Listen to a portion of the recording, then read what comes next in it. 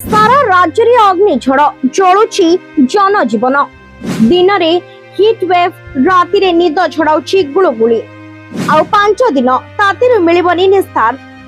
खरार कराल रूप रे एबे छटपट होची सारा ओडिसा सकाळु उठिबा मात्रे आरंभ होउची तातिर तांडव दिन बढ़िबा सह रास्ता घाट होई जाउची उत्तप्त अग्निकांड लागुची सते जेमिति आकाशरु अग्नि झरुची पश्चिम ओडिसा आरंभ करी उपकूल अंचल पर्यंत सबुठी खाली खरार हाहाकार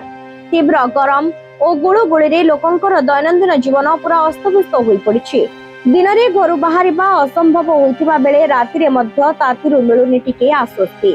पंखा और कूलर चालुथिले भी लोके झाड़ लाड़ होई पड़ुछंती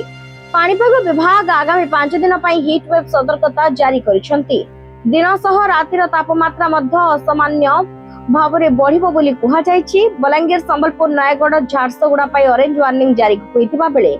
अनुगुल बौद्ध सोनपुर भद्रक जाजपुर और केन्द्रापड़ा समेत अनेक जिले में हीट वेव परिस्थिति जारी रहिबो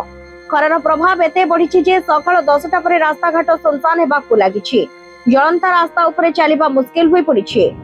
छोट पिला वृद्ध और दिन मजुरिया माने एही तातिरे सबुठारु अधिक हंतसंत होउछंती राजधानी भुवनेश्वर रे मध्य तातिर तेज भयंकर भावरे बढ़िछि गतकाली दिनक भितरे तापमात्रा हठात बहुत बढ़ी जाइतिला सहरर तापमात्रा 42 डिग्री ऊपर रेकर्ड हेबा परे रास्तारु गरम बाष्प उडुथबा दृश्य मध्य देखिबाकू मिलिथिला लोके छाया और ठंडा पानी पई एपोर्ट सेपोर्ट दौड़ुथिले